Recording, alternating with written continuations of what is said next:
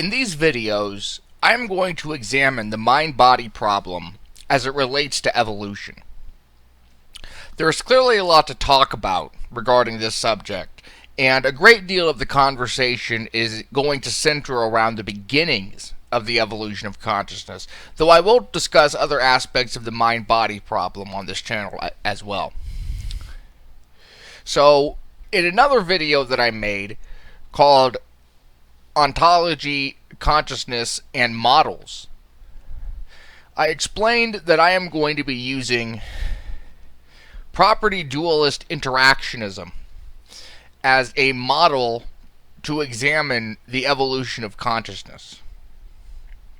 And I give some reasoning for that in that video. I'll also make another video in the future where I expand on that reasoning, but for now, just understand that for this video and for most of the videos I'm going to be making, there is going to be an assumption of property dualist interactionism.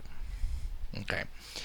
So, if you're analyzing the evolution of consciousness from an interactionist perspective, I believe that there are four concepts that are essential.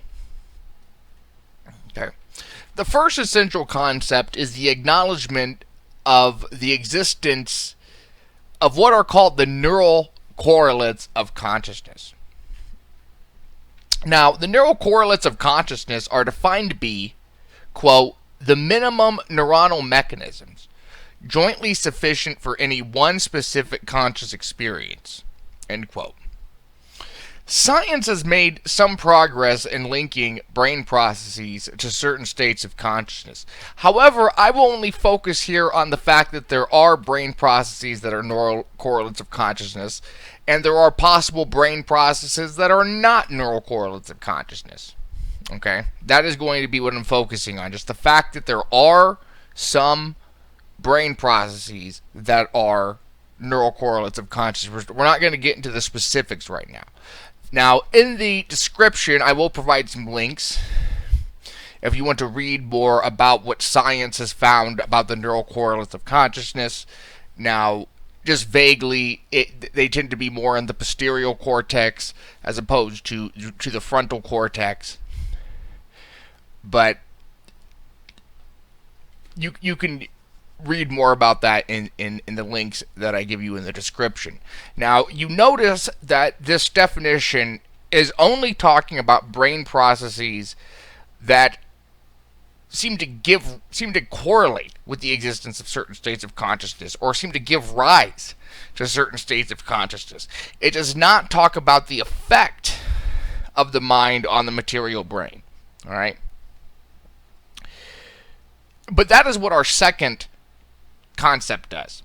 Okay, our second essential concept when you're using interactionism, okay, to analyze the evolution of consciousness, is that the behavior of matter in the brain, some matter in the brain, is changed from what it would have been if it was governed completely by the conventions of physics and chemistry.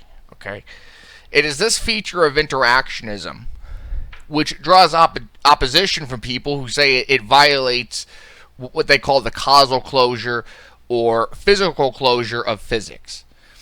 But this is going to be something which you need to understand. We're going to be constantly referencing this when we are examining the evolution of consciousness from an interactionist perspective.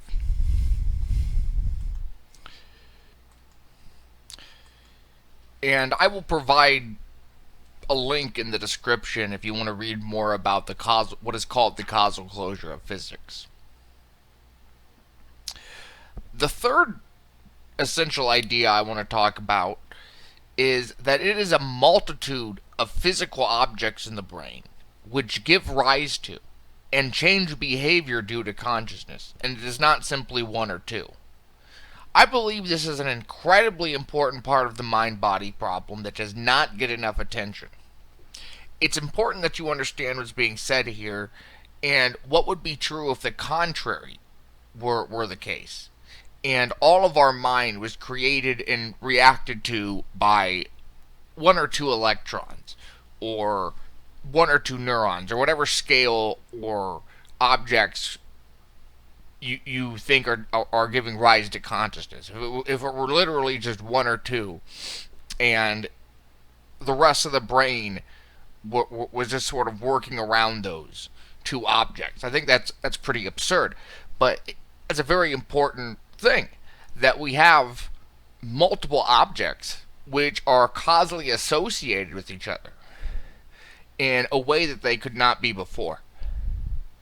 And we're going to be referencing this quite a bit. So the fourth is the theory of evolution by natural selection.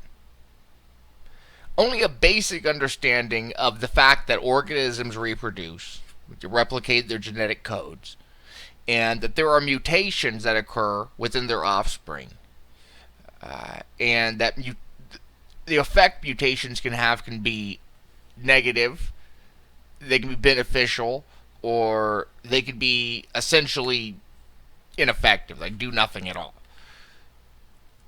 Organisms who their mutations cause benefit will survive better and reproduce in greater numbers, thus spreading their genetic codes with that mutation included. I recommend, if you are not familiar with evolution, to get an introductory view before continuing. Okay? So, again, these four essential concepts, if you have any questions regarding them, if you disagree with them, please in the comments let me know. Give me your objections in the comments if you have objections. But keep in mind that we are assuming an interactionist viewpoint. All right? If you object to interactionism, if you object to the causal relevance of the mind regarding brain matter, you're quite clearly not going to agree with these four concepts. So I might make another video for that type of discussion, where we discuss interactionism versus other schools of thought regarding the ontology of the mind. But for now, these videos, I'm assuming interactionism. So if you're going to object to these four concepts, please do so from an interactionist standpoint.